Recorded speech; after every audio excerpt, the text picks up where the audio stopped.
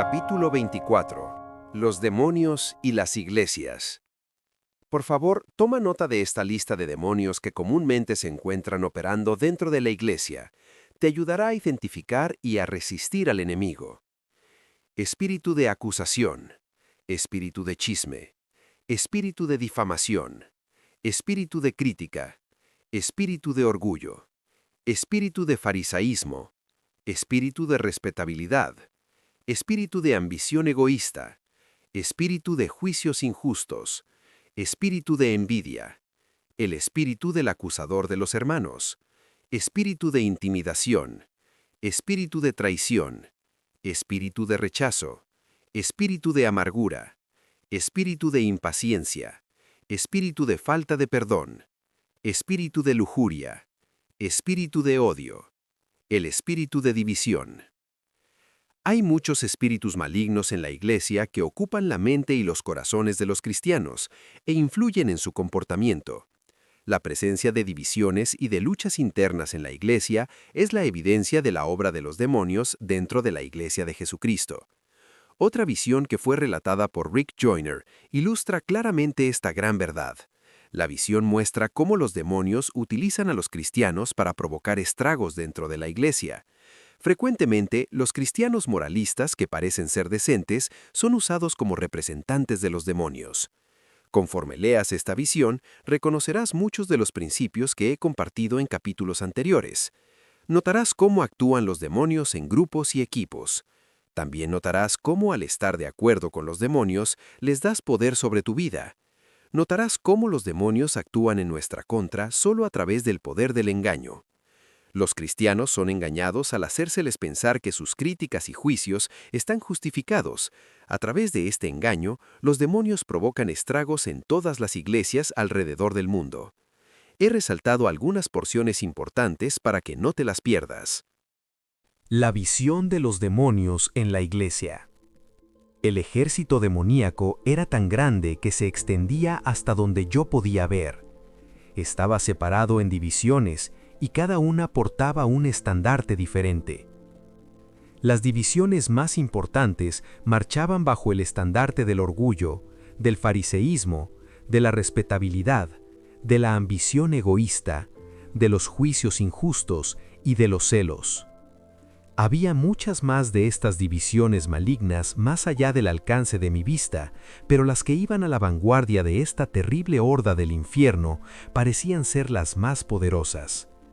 El líder de este ejército era el mismo acusador de los hermanos.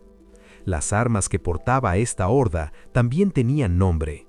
Las espadas se llamaban intimidación, las lanzas se llamaban traición y las flechas se llamaban acusación, murmuración, calumnia y crítica mezquina.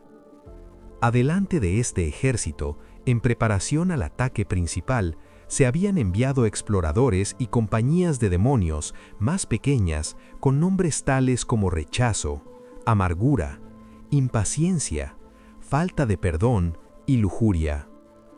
Estas compañías más pequeñas y los exploradores eran mucho menos en número, pero no eran menos poderosos que algunas de las divisiones más grandes que le seguían.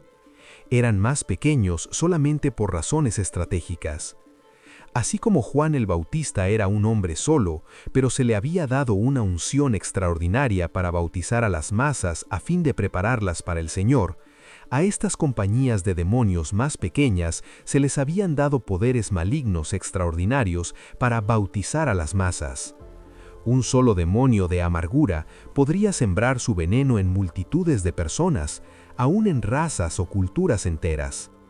Un demonio de lujuria se adheriría a un solo actor, película o aún a una publicidad y enviaría lo que parecerían ser rayos de fango eléctrico que percutirían en grandes masas de gente y las desensibilizarían. Todo esto era con el fin de prepararse para la gran horda de malignos que seguían. Este ejército estaba marchando específicamente contra la iglesia, pero estaba atacando a todo el que podía. Yo sabía que intentaba apropiarse de la llegada de un movimiento de Dios que estaba destinado a incorporar masas de gente a la iglesia. La estrategia primordial de este ejército era causar división en cada posible relación, entre iglesias, entre congregaciones y sus pastores, entre marido y mujer, entre hijos y padres y aún entre los hijos. Los exploradores fueron enviados para ubicar orificios en las iglesias, las familias o los individuos que el rechazo, la amargura, la lujuria, etc., pudieran explotar y hacer más grandes. Después, las siguientes divisiones se filtrarían por los orificios para derrotar completamente a sus víctimas. La parte más espantosa de esta visión era que esta horda no estaba montada sobre caballos, sino principalmente sobre cristianos.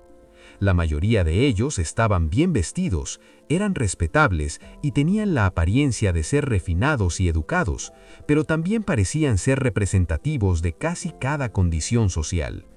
Estas personas profesaban las verdades cristianas para acallar sus conciencias, pero vivían sus vidas de acuerdo con los poderes de las tinieblas. A medida que se ponían de acuerdo con aquellos poderes, sus demonios asignados crecían y dirigían sus acciones más fácilmente. Muchos de estos creyentes hospedaban a más de un demonio, pero uno obviamente estaría a cargo. La naturaleza del que estaba a cargo dictaminaba en qué división estaba marchando. Aunque todas las divisiones estaban marchando juntas, también parecía que al mismo tiempo el ejército entero estaba al borde del caos. Por ejemplo, los demonios de odio odiaban a los otros demonios tanto como a los cristianos, y todos los demonios de celos eran celosos entre ellos. La única manera en la que los líderes de esta horda impedían que los demonios se pelearan entre sí era manteniendo su odio, celos, etc., enfocado en las personas sobre las cuales estaban montados. Sin embargo, estas personas a menudo estallarían en peleas entre sí. Yo sabía que así era la manera en que algunos de los ejércitos que habían enfrentado a Israel en las Escrituras habían terminado, destruyéndose entre sí. Cuando su objetivo contra Israel se frustraba, su ira era incontrolable y simplemente comenzaban a pelearse entre ellos. Noté que los demonios estaban montados sobre estos cristianos, pero no estaban dentro de ellos como era el caso con los no cristianos. Era obvio que estos creyentes solo tenían que dejar de estar de acuerdo con sus demonios para librarse de ellos. Por ejemplo, si el cristiano sobre el que un demonio de celos estaba montado simplemente comenzara a cuestionar los celos, aquel demonio se debilitaría muy rápidamente. Cuando esto pasara, el demonio debilitado gritaría, y el líder de la división mandaría a todos los demonios que rodeaban a aquel cristiano a que lo atacaran hasta que la amargura, etc., terminara sobre él otra vez. Si esto no funcionara, los demonios comenzarían a citar escrituras que estuvieran distorsionadas de tal manera que justificaran la amargura, las acusaciones, etc.